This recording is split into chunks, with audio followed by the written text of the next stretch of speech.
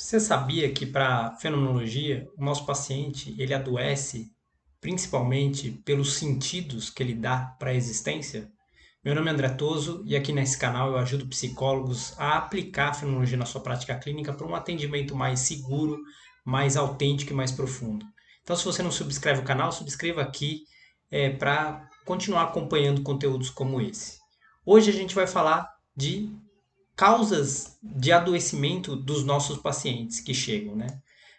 Na fenomenologia, como vocês sabem, nós falamos, ao invés de transtornos mentais, eu utilizo a palavra privação existencial, porque é o termo que o Heidegger traz nos seminários de Zolikon como alternativa a o que é os transtornos mentais ou as doenças mentais. Tem algum vídeo por aqui no YouTube, vocês podem procurar, que fala das privações existenciais com mais profundidade.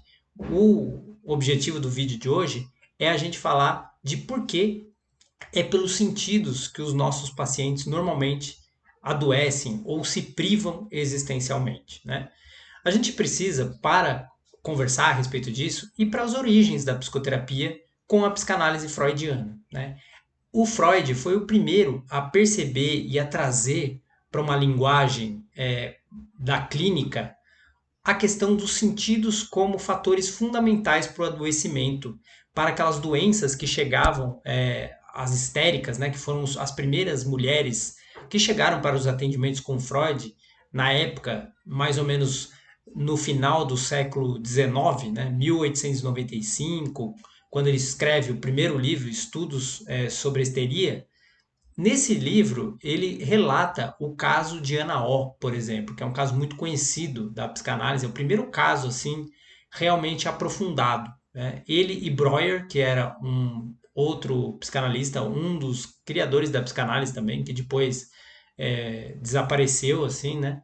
Mas estava junto com Freud na criação dos primeiros passos ali da psicanálise clínica. Ele percebeu que aquilo que adoecia, né, que privava aquelas mulheres que chegavam até ele, eram muitas vezes os sentidos que elas iam dando para experiências da infância, para experiências da vida, né? E isso foi uma grande mudança no pensamento psiquiátrico e no pensamento psicológico, porque anteriormente era associada às doenças muitas vezes ou com questões mais ligadas à espiritualidade, né, ao espiritual, ou muitas vezes ligada à questão biológica mesmo, né, física, de algum problema físico. Normalmente as doenças físicas já estavam naquele momento, né, no final do século XIX, muito ligadas a questões fisiológicas. E as questões mentais ainda tinha um pouco misturado as questões espirituais com as questões fisiológicas, né?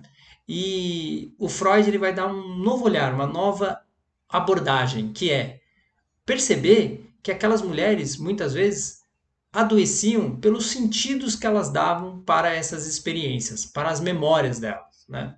Então, o Freud vai criar o que a gente chama de interpretação, que é a hermenêutica, né? Que o Heidegger vai chamar de hermenêutica. Ou seja, a fenomenologia hermenêutica, como a gente conhece, a hermenêutica vem de interpretação, né?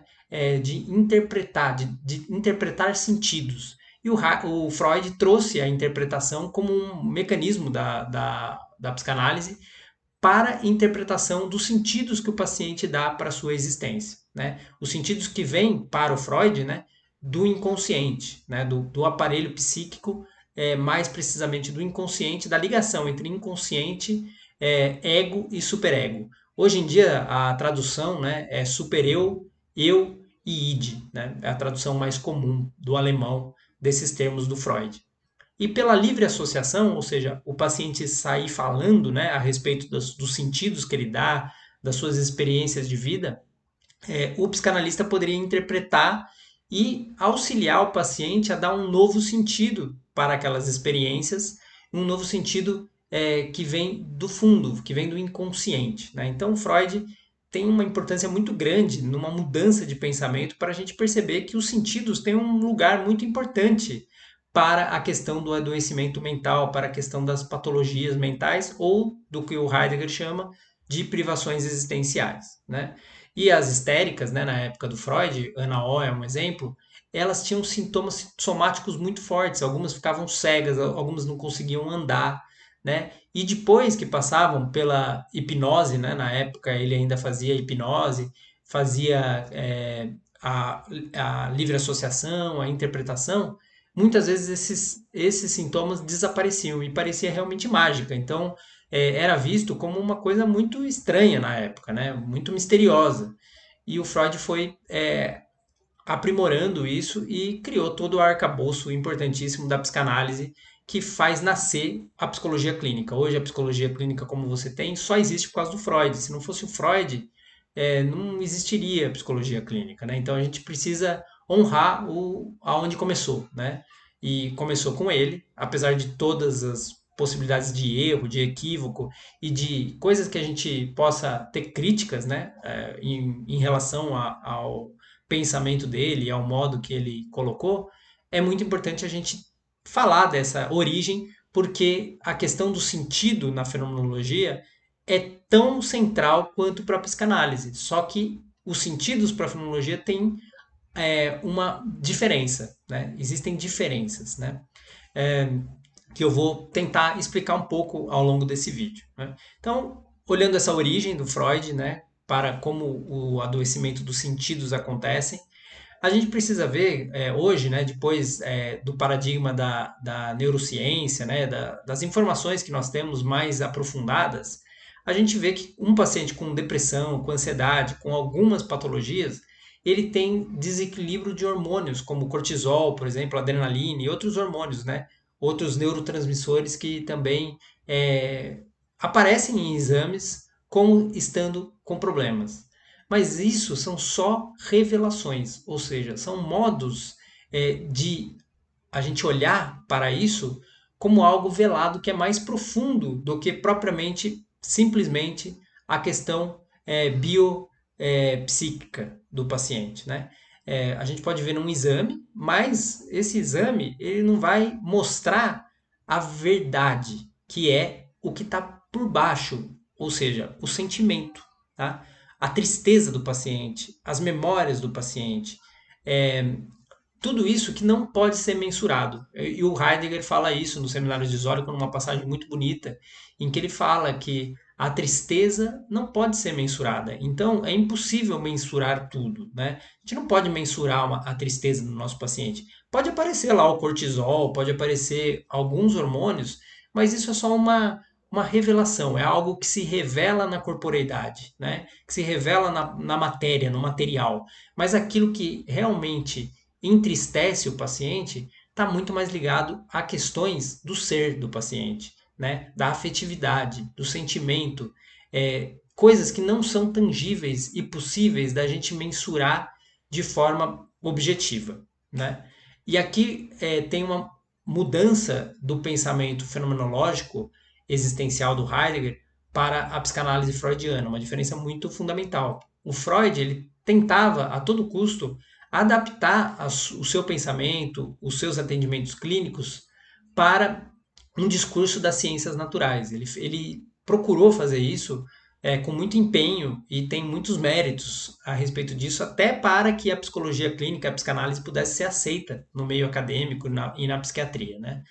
Mas essa tentativa tira novamente, vela novamente o essencial, que são os sentimentos, a afetividade, a parte realmente imensurável do paciente, né? E o Freud chamou de inconsciente essa parte imensurável e difícil de mensurar. Mas aí ele já criou uma estrutura, né? Que é o inconsciente, o id, o superego, para a gente poder entender. Mas o mais importante é a gente saber que para a fenomenologia existencial, para a fenomenologia de Martin Heidegger, os sentimentos nos abrem em determinada afinação afetiva que abre mundo como mundo.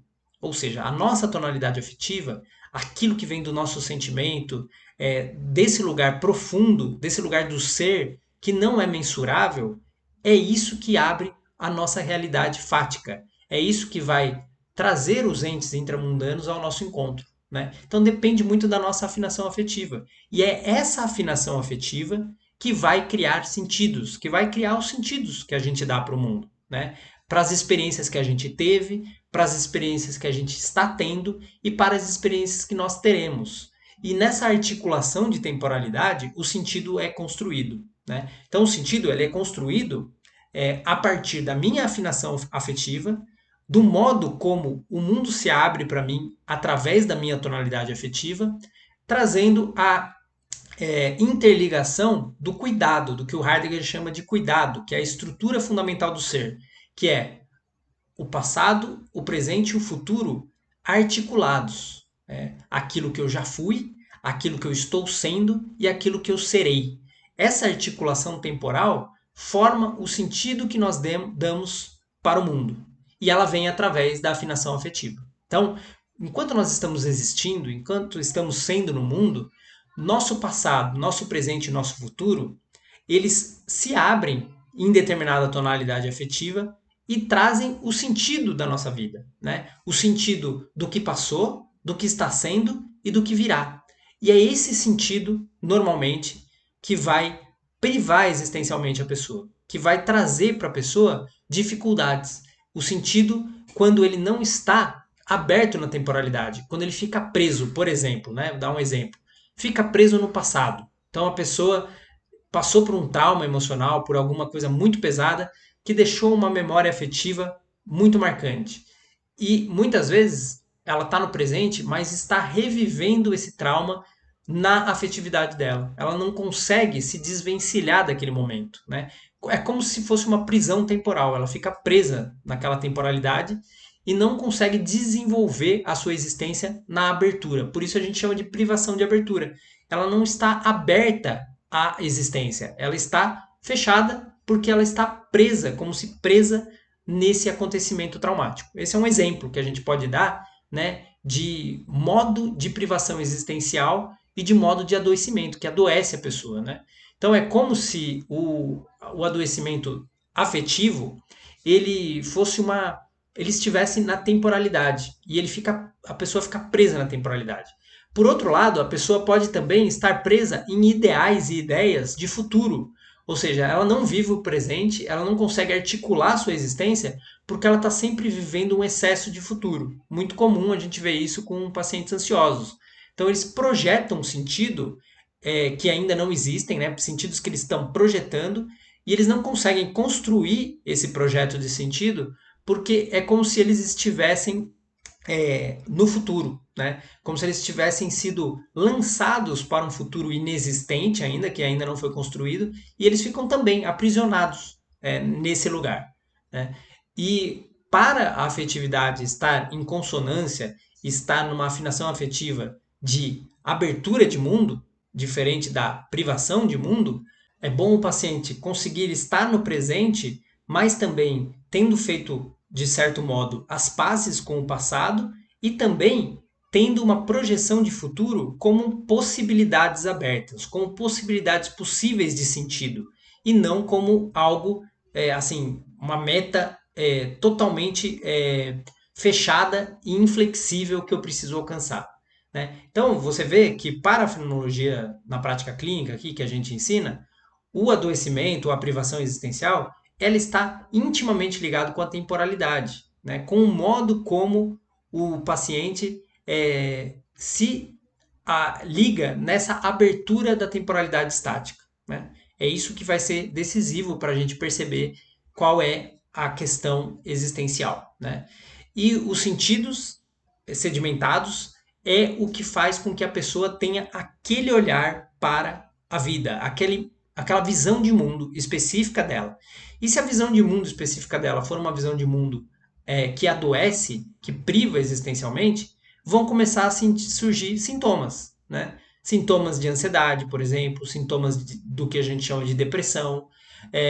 Quando for mais estrutural, das perturbações de personalidade, né? Como borderline, como transtorno obsessivo compulsivo, né? E vários outros adoecimentos mentais que a gente chama, né? Os transtornos mentais que aparecem no DSM, né? Esses sentidos que nós damos às experiências, né, como ser no mundo, eles vêm de um modo determinado afinado que vai ser relevante e crucial para aqueles desequilíbrios hormonais que eu falei. Né? É por esses sentidos, é por esse modo de visão de vida, de visão de mundo, de sentidos sedimentados, que esses desequilíbrios começam a acontecer na corporeidade. Ou seja, como se fosse uma revelação disso, como se fosse aquilo que está velado, né, nesses sentidos sedimentados, nessas experiências que foram vistas de determinado modo, isso vai se revelar no corpo, né, nos sintomas corporais. Né? Mas, para ser bem objetivo, o que a gente chama, o que o DSM chama de transtorno ou doença mental, é simplesmente uma revelação de sentimentos privados que vão formando sentidos também privados. E a pessoa vai se privando existencialmente. A sua existência, a sua vida fática mesmo, dia a dia, o cotidiano, né, começa a se tornar insuportável para ela. Né? Porque esses sentidos estão tornando a existência insuportável. Né? E a existência vai ficando cada vez mais complexa, mais difícil, mais privada. Isso vai criando cada vez mais desequilíbrios hormonais e de neurotransmissores, e é uma cobra que engole o próprio rabo, vamos dizer assim. Né? E o que a gente precisa auxiliar, né, o paciente a sair?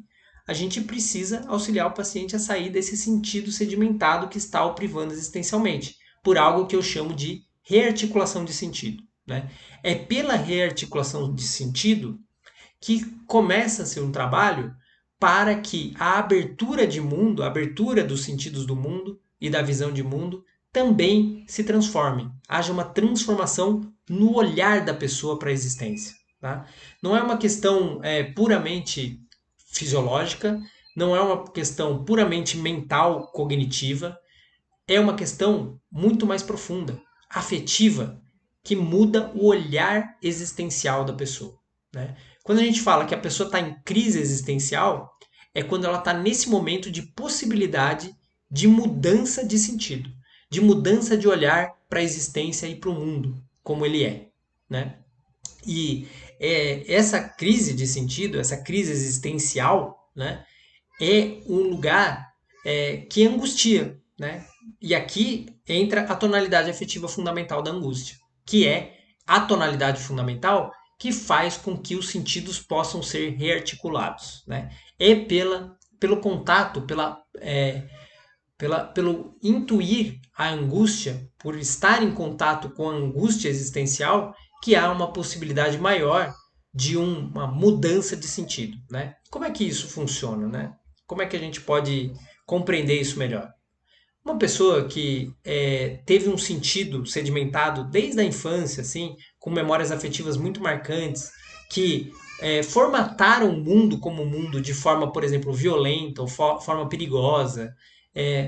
Essa formatação de mundo começa a criar no adulto, depois, sentidos sedimentados em que o mundo se abre para ela em determinadas tonalidades afetivas que são difíceis de ter uma mudança. Então ela convive com as mesmas pessoas, acaba se conectando com, por exemplo, pessoas violentas ou pessoas que não são saudáveis para ela. Estou dando um exemplo assim. Para ela sair dessa situação, para ela conseguir abrir um mundo diferente, de forma diferente, ela precisa entrar em contato com esses sentimentos e rearticular o sentido através da afetividade. É pelo sentimento que o sentido muda. E esse sentimento passa pela corrosão da angústia, porque a angústia faz o quê? Ela tira o sentido. Né? Ela deixa o paciente diante do nada, ou seja, diante de um sentido corroído. Só que isso é rápido, né? A gente não consegue ficar sem sentido na vida por muito tempo. A pessoa pode ter a impressão que ela está sem sentido, mas os sentidos estão sempre articulando o nosso mundo. Então, isso é uma impressão, é uma sensação, a angústia, né? Que vem, transpassa a pessoa e rearticula o sentido. É muito rápido, muito potente e muito angustiante também, muitas vezes. Né? E é nesse momento que o paciente pode ter a oportunidade de mudar um sentido que antes o privava existencialmente. Né? Então, esse adoecimento pelo sentimento, ele precisa ser olhado pelo paciente de forma gentil, de forma amorosa e de forma lenta. Não é uma coisa rápida, assim, não é rapidamente a gente consegue fazer esse tipo de rearticulação de sentido. A gente tem que entrar em contato com a afetividade, com o sentimento. É algo muito profundo, né? E isso vai fazer com que a abertura seja afinada em uma tonalidade afetiva diferente do que vinha sendo sedimentado, do que vinha sendo até então. E aí o sentido pode mudar. É aqui que o sentido tem a possibilidade e a oportunidade de mudar. Então, o único jeito que eu vejo nos meus 15 anos de prática clínica para mudanças efetivas nos sentidos que adoecem e privam existencialmente o paciente é pelo sentimento, pela afetividade. Tá? Esse é o segredo da psicoterapia que funciona. É aprofundamento nos sentimentos e na afetividade. Tá? Então, o que a gente chama de terapêutico, portanto, é o que trabalha essa raiz dos sentimentos, tá? É isso que se chama terapêutico, tá? Então, a palavra psicoterapia, né, vem de psique, que é alma, ou espírito, ou sopro divino, né? São as origens da palavra, e terapia, que é cuidar ou servir, né? Então, esse cuidado ou esse serviço com a alma, com o espírito, com a parte afetiva do paciente, com a parte que não é material, né? Com essa parte que não pode ser descrita por manuais, não pode ser mensurada, não pode ser numerada, né, quantificada. E é isso que a gente faz. O psicoterapeuta faz isso. Né? Se você nunca pensou na origem da palavra da sua profissão, essa é a sua profissão. Tá? Como psicoterapeuta. Se você é um. Assim, você pode falar que você é um psicólogo clínico também, mas psicoterapeuta e psicólogo clínico, na minha visão, fazem a mesma coisa, né? Isso depende da abordagem, depende do estilo, mas se alguém tiver uma diferença, assim, que consiga me convencer de que psicoterapia e psicologia clínica são coisas diferentes, eu agradeço, porque eu não vejo diferença, tá? Eu estou sendo bem sincero e eu vou ficar feliz de ver alguém que consiga me convencer de que existe uma diferença, porque eu não vi ainda uma pessoa que conseguisse. Eu já conversei com várias pessoas que têm a opinião de que são coisas diferentes. Em Portugal mesmo, que é onde eu trabalhava, é bem diferenciado a psicoterapia da psicologia clínica, mas eu não consigo realmente ver uma diferença na prática, né? No que se faz mesmo na prática clínica. A não ser que a pessoa tenha abordagens diferentes, as diferentes abordagens, os diferentes modos é, de estar na clínica e de fazer o trabalho clínico, né? É, então, essa rearticulação, como eu disse, só pode vir pelo sentimento e é por isso que a gente trabalha com aprofundamento na psicoterapia, né? Não apenas na superficialidade cognitiva, porque na superficialidade cognitiva existem as mudanças não são estruturais, são mudanças muito tênues que acabam fazendo com que o paciente depois, em algum momento, provavelmente volte a ter os mesmos sintomas dali a algum tempo, porque não foi trabalhada a raiz afetiva. Tá? Então, nessa racionalidade, se muda superficialmente. E o trabalho terapêutico ele precisa aprofundar. Aprofundamento. É pelo aprofundamento afetivo que se chega na possibilidade da rearticulação de sentidos que privam existencialmente. Então, é por isso que, para a fenomenologia existencial, para a fenomenologia na prática clínica, são os sentidos os principais causadores do que a gente chama de privação existencial, doença mental ou transtorno mental. Né? Essa é a visão fenomenológica que eu acredito, que eu trabalho na minha clínica. É isso, pessoal. Então, se vocês gostaram do vídeo, curtam aqui, comentem se vocês acham que os sentidos realmente são decisivos para o adoecimento e para as privações existenciais e compartilhem com colegas que vocês acham que vão se beneficiar desse conteúdo.